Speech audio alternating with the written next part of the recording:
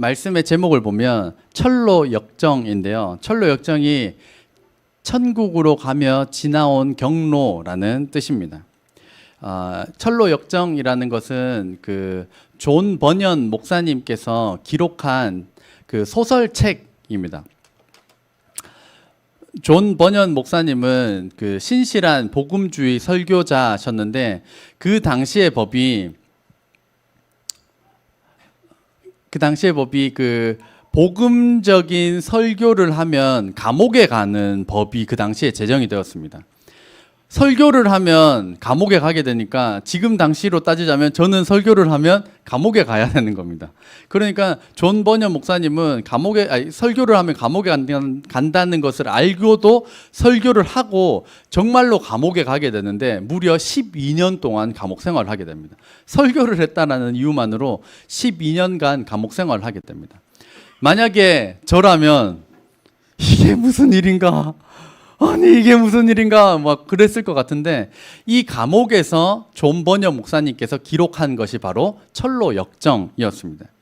그래서 그 철로 역정을 가리켜서 기독교 고전이라고 합니다. 고전. 성경이 전 세계에서 가장 많이 번역된 책이라는 것은 알고 계실 텐데요. 기독교 서적 중에서 가장 많이 번역된 책이 바로 철로 역정입니다. 그래서 기독교 고전이라고 불리는데 고전이 뭘까요? 고전은 의미가 따로 있지만 일반적으로 이렇습니다. 한번 같이 읽어볼까요? 시작. 누구나 다 알지만 아무도 읽지 않는 책. 그 책이 바로 고전입니다. 뭐가 고전이다 한데 아무도 읽지 않습니다. 그게 바로 고전인데 저희 철로 역정도 기독교 고전에 속합니다. 그래서 제발 성경과 철로 역정을 읽어주시기를 부탁 좀 드리겠습니다. 우리 옆 사람에게 인사합시다. 성경을 읽읍시다. 철로 역정 좀 읽읍시다. 네, 책은 저한테 있습니다. 빌리시고 싶으신 분들은 저한테 오시면 될 것 같습니다. 이 철로 역정의 특징을 보면 등장인물의 이름이 그 사람의 특징을 다 반영합니다. 예를 들어 고집쟁이 씨가 등장을 하면 성격이 아주 고집불통인 사람이 고집쟁이 씨고 도덕씨가 등장을 하면 굉장히 도덕적인 인물이 도덕씨입니다. 거기서 주인공 크리스천이 등장하게 되는데 크리스천의 원래 본명의 이름은 은혜를 모르는 사람인데 영어로 하면 그레이스 리스라고 해서 LESS를 붙여서 그레이스는 은혜인데 리스 LESS에서 없다. 은혜가 없는 사람, 은혜를 모르는 사람이 크리스천의 본명이었습니다. 그래서 그림이 조금 보이시나요? 네, 좋습니다. 그래서 성경을 읽고 난 다음에 자신의 죄를 깨닫고 자신의 죄짐을 깨닫고 난 다음에 천국 문을 향해 순례의 여정을 떠나는 것이 바로 이 철로 역정입니다. 그래서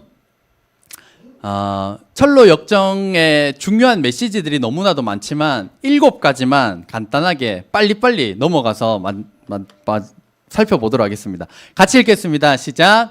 가족 구원의 출발점은 자신이다. 이 주제 중에 하나가 이것입니다. 철로 역정을 읽고 난 다음에 비방하시는 분들이 있는데 철로 역정에서 크리스천이 가족과 자녀, 아내와 자녀를 버리고 순례의 길을 떠나서 구원받기 때문에 이 사람 자기 혼자 구원받는 이거 잘못된 거다라고 비방하는 사람이 있는데 그 사람이 잘못된 이유는 철로 역정 2권을 읽지 않아서입니다. 그래서 2권에 보면 이 크리스천의 아내 크리스티아나가 자신의 남편 크리스천이 천국에 들어갔다라는 사실을 알고 자신의 아들 4명과 자신과 같이 다시 순례의 길을 떠나서 천국 문에 들어간다라는 내용이 바로 이 철로 역정 1권, 2권입니다. 그래서 나만 구원받으면 된다라는 내용이 아니라 나를 출발로서 내 가족도 함께 구원받아야 된다라는 메시지를 전하고 있는 것이 바로 이 철로 역정입니다. 가족 구원의 출발점이 되는 저와 여러분 되시기를 주의 이름으로 축복합니다. 아멘. 두 번째, 같이 읽겠습니다. 시작. 예수님을 믿음으로 구원받는다. 밑에는 믿음으로써 의롭다고 칭해 주신다 하면 교회에서 이 정도는 들어봤어야 돼요. 이신칭의 혹은 칭의라고 하는 것은 교회 다니다 보면 반드시 꼭 들어봤어야 합니다. 그래서 이것이 이제 한자로 저희가 구분해 놓은 건데, 믿음으로써 의롭다고 칭해 주신다, 믿음으로써 의롭다고 불러 주신다라고 하는 것이 이신칭의입니다. 크리스천이 순례의 여정 가운데 십자가 언덕에 도착해서 이제 천사 3명을 만나게 됩니다. 그림을 보면요, 천사 3명과 함께 십자가 예수 그리스도께서 죽으시고 자신을 억누르고 있던 죄의 짐이 이 십자가 언덕에서 다 벗어집니다. 내용을 나중에 읽어보시면 아시겠지만, 첫 번째 천사는 당신의 죄 사함을 받았습니다. 예수님을 믿음으로 당신이 죄 사함을 받았습니다 라고 이야기를 하고, 두 번째 천사는 자신의 헌 옷을 벗기고 새 옷으로 갈아입혀 줍니다. 세 번째 천사는 이마에다가 도장을 찍고 난 다음에 이 하나님의 말씀 두루마리를 이 크리스천에게 선물로 전해주게 됩니다. 그래서 이 예수님을 믿음으로 내가 구원받았다라고 하는 것까지가 이 책의 5분의 1 정도 됩니다. 5분의 1 정도가 되고, 예수님을 믿고 난 이후에 거룩한 삶을 살아야 된다라고 하는 것이 5분의 4입니다. 그러니까 저희들의 신앙생활에 있어서도 내가 구원받았다라고 하는 것이 90%가 되는 것이 아니라 겨우 20% 정도, 내가 구원받는 것은 5분의 1 정도, 더 중요한 것은 구원받고 난 이후의 삶이라는 것을 이 존 버년 목사님이 잘 전하고 있습니다. 그래서 세 번째 같이 읽겠습니다. 시작. 구원받은 자로서 거룩한 삶을 살아야 한다. 그래서 칭의는 예수님을 믿음으로 구원받았다라고 하면, 성화라는 것은 예수님을 믿는다면 이 거룩한 삶을 살아야 된다, 성화의 삶을 살아야 된다라는 것이 칭의와 성화입니다. 그래서 저희가 신학교에서 배울 때는 이렇게 배웠습니다. 아니, 문이 칭의라고 적혀 있네? 그래서 칭의라는 문을 열고 딱 들어가서 닫고 보니까 성화의 문이었던 것입니다. 그러니까 예수님을 믿자마자 우리는 거룩한 삶을 바로 시작해야 된다라는 것을 나타내고 있습니다. 성화의 삶을 살아갈 때 크리스천이 세 사람을 만나게 되는데, 단순 씨, 나태 씨, 거만 씨를 만나게 됩니다. 이름에 이 사람의 특징이 다 나옵니다. 단순한 사람, 이 우두남으로서 믿음의 길에서 떠나는 사람이 나타나고, 나태 씨는 영적 게으름으로 낙심한 사람입니다. 거만 씨는 너무 거만해서 이 지도자들의 영적 지도를 받지 않는 거만한 사람이 바로 거만 씨입니다. 그래서 제가 사진은 안 준비했나요? 사진 안 준비했습니다. 이것을 가리켜서 신앙생활에 영적으로 잠자는 자들이 있다는 것입니다. 예전에 은혜는 받았는지 몰라도 잠자는 자들은 단순 나태하거나 거만하게 되면 영적으로 잠들 수 있다. 그러므로 깨어 있어라 라는 메시지를 전하고 있습니다. 그리고 가다 보면 크리스천은 담을 넘어오는 사람들을 만나게 됩니다. 원래는 좁은 길과 십자가를 통과해야만 하는데, 담을 넘어서 오는 사람들의 이름이 바로 허례 씨, 위선 씨입니다. 허례 씨의 특징은 겉으로는 믿는 척하지만 회심이라고 하는 진정한 체험이 없는 사람이 허례 씨이고, 위선 씨는 진정한 거듭남이 없고 겉으로 믿음 있는 척하는 사람이 위선 씨입니다. 이 고전은 참 날카로운 것 같습니다. 저희는 교회 오면 아이고 좋다, 다 믿는다, 대충대충 넘어가는 것 같은데, 고전은 그것을 날카롭게 지적하고 있습니다. 너 회심의 경험이 있어? 너 진짜로 예수님을 믿음으로 거듭났어? 거듭남이 없다면 다시 생각해 봐야 된다. 네 안에 진짜로 믿음이 있는지 점검해 봐야 된다 라고 하는 이 날카로운 이 내용이 이 책 안에 들어 있습니다. 그래서 교회에 오래 다닌다고 구원받는 것이 아니라 예수님을 믿음으로 회심해야 된다, 돌이켜야 한다, 죄로부터 나를 건지신 예수님을 만나야 된다 라고 하는 이 핵심 메시지를 날카롭게 전하고 있습니다. 그 이후에 크리스천은 휴식을 취하는 정자의 휴식을 취하게 되는데, 그림에서 보면 여기 잘 보이지 않는데 여기 하얀색으로 된 두루마리가 있습니다. 아까 그 두루마리는 천사가 전해준 하나님의 말씀인데 여기서 쿨쿨 자다가 이 두루마리를 땅바닥에 떨어뜨리고 맙니다. 그러고 난 다음에 일어나가지고 아이고 왜 이렇게 많이 잤어? 그러면서 한참을 가다가 보니까 말씀이 없어진 겁니다. 그래서 한참 되돌아와가지고 말씀이 여기 있다 그러면서 점검하게 되는 것인데, 이것을 가리켜서 이 존 번연 목사님은 우리가 신앙생활을 할 때 왜 퇴보적인 신앙생활을 하는가라는 것에 대하여서 말씀을 놓치기 때문이다. 신앙생활을 할 때 말씀의 중요성을 잃어버리고 말씀 놓고 가다 보니까 신앙의 퇴보가 온다라고 하는 메시지를 전하고 있습니다. 말씀을 가볍게 여기지 않고 날마다 말씀을 묵상하고 지니고 다니는 저와 여러분 되시기를 주의 이름으로 축복합니다. 아멘. 다시 이 두루마리를 가지고 순례의 길을 떠나는데, 순례의 길을 해서 계속 떠나면 거기서 뒤로 되돌아오는 사람을 만나게 되는데, 되돌아오는 사람들의 이름은 겁쟁이 씨와 불신 씨입니다. 그러니까 왜 뒤로 되돌아오냐?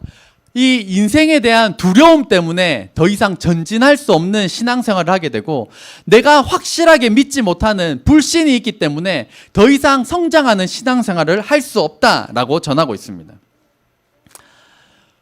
두려움과 불신을 떨친 신앙생활하는 저와 여러분 되시기를 주의 이름으로 축복합니다. 여기까지 설명하는데 나 좀 한번 읽어봐야겠다라는 생각이 드셔야 되는데 좀 드시나요? 네, 꼭 철로역정 이제 서재에다 저희 주일학교 선생님들도 이거 읽고 겨울 캠프를 준비하려고 하기 때문에 여러 권을 비치해서 저희가 읽을 예정이기 때문에 필요하신 분들이 있으면 꼭 서재 와서 목사님께 오셔서 저한테 오셔서 빌려 가시면 좋겠습니다. 그리고 네 번째 메시지는 같이 읽겠습니다. 시작. 믿음의 공동체는 중요하다. 교회는 중요하다라는 메시지를 던지고 있습니다. 이 크리스천이 다시 또 순례의 길을 떠나게 되는데, 거기서 해석자의 집이라고 하는 곳에 들어가게 됩니다.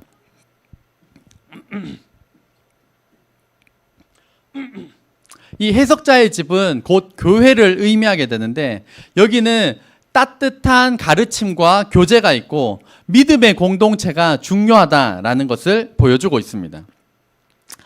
그 해석자의 집에는 세 가지의 방이 있는데요. 첫 번째는 평화의 방입니다. 그러니까 그 해석자의 집, 교회라는 곳에서는 기도할 수 있고 쉬며 평안을 누리는 곳이다. 두 번째는 서재인데, 서재는 신앙 선배들이 기록한 신앙 서적이 있는 곳이 바로 서재입니다. 세 번째는 무기고가 있는데, 영적 싸움을 위해 무장하는 곳이 바로 무기고입니다. 그러니까 교회가 이러한 역할을 감당해야 한다는 것입니다. 기도할 수 있고 평안을 누릴 수 있도록 지원해주는 곳이어야 하고, 신앙서적, 이 말씀을 통하여서 영적인 지도를, 영적인 질서를 가질 수 있도록, 마지막으로 영적 싸움을 위하여서 무장시켜 줄 수 있는 곳이 바로 교회가 되어야 함을 말씀하고 있습니다. 그러한 교회 되도록 기도하는 저와 여러분 되시기를 주의 이름으로 축복합니다. 아멘. 다섯 번째입니다. 같이 읽겠습니다. 시작. 고난에는 영적 성장이 있다. 해석자의 집을 떠나서 겸손의 골짜기라는 곳으로 가게 되는데, 거기는 멸망의 왕 아볼루온, 마귀의 공격을 받게 됩니다. 마귀가 크리스천을 이렇게 공격합니다. 다시 예수님을 믿기 전으로 돌아가라. 내가 후대해 주겠다. 믿기 전으로 돌아가라. 후대해 주겠다. 두 번째, 네가 예수님 믿는 것 어리석은 일이다. 잠깐 봉사하다가 잠깐 섬기다가 그만두는 사람이 얼마나 많은지 아느냐? 너도 돌아서라는 겁니다.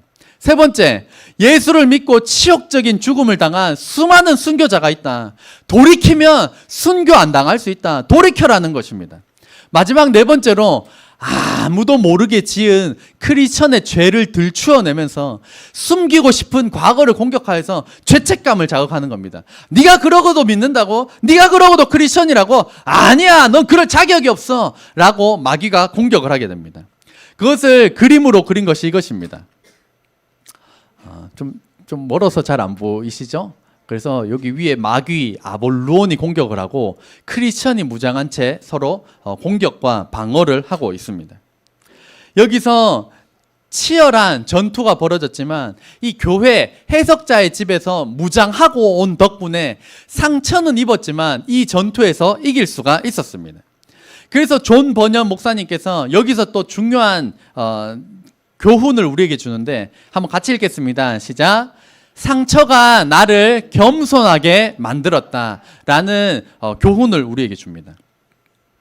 상처라고 하는 것이 아픈 것에서만 그치는 것이 아니라 그 상처, 그 아픔으로 인하여서 오히려 하나님을 더 의지하고 오히려 하나님께 더욱 기도드려서 하나님께 더욱더 나아가는 그런 신앙생활을 할 수 있었다는 것입니다.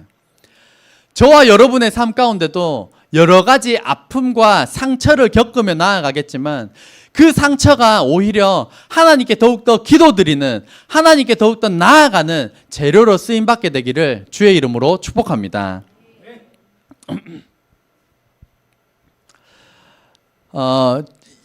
철로 역정에는 여러 인물들이 등장하게 되는데요.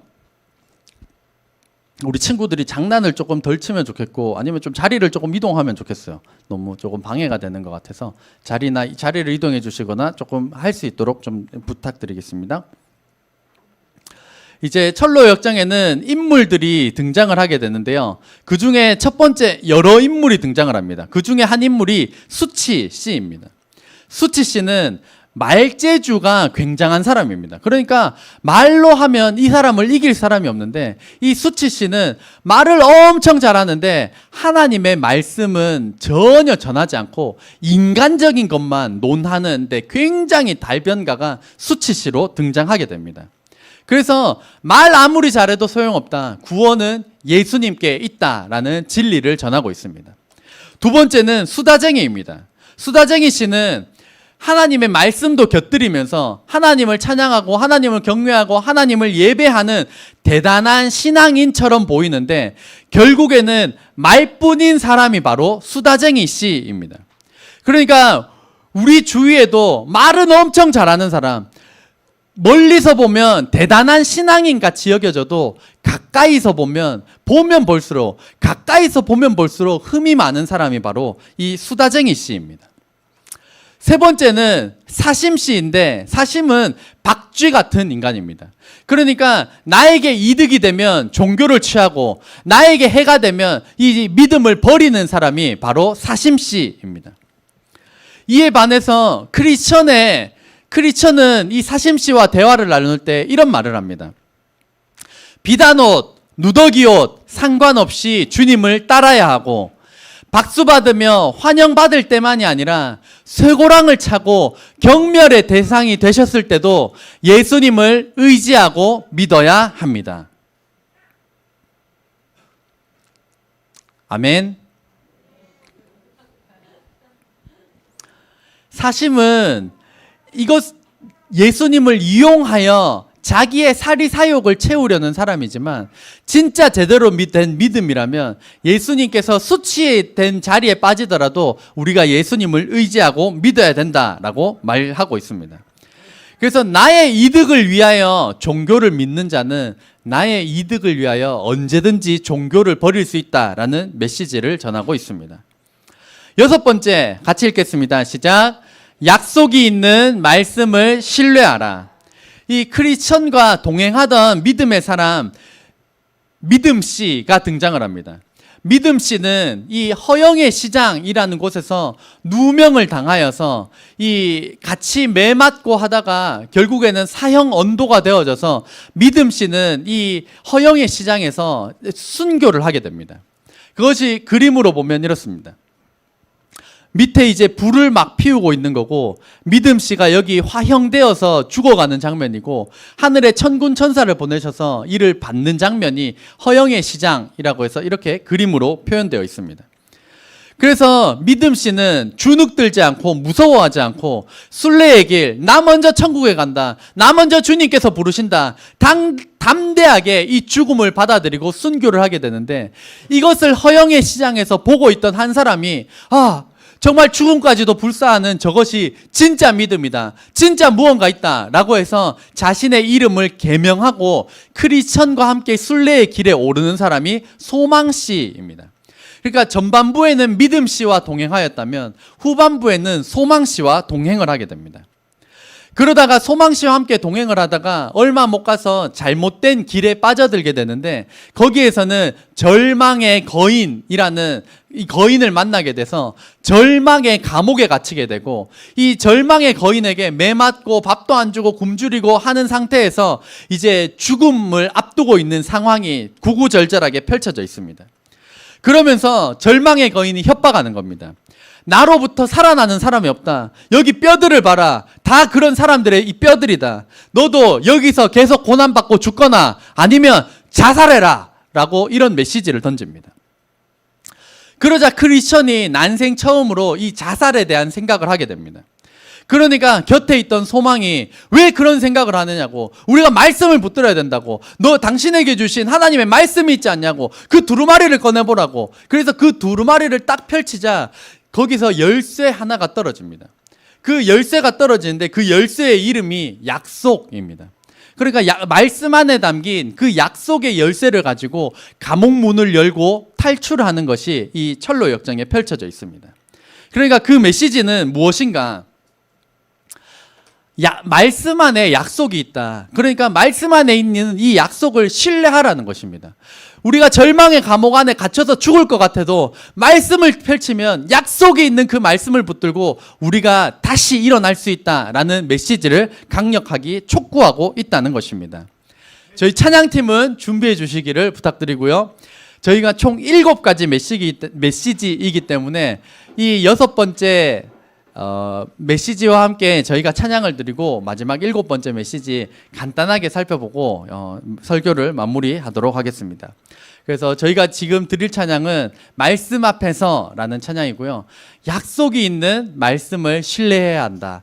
약속이 있는 말씀을 신뢰해야 한다. 그 메시지를 가지고 함께 찬양하도록 하겠습니다.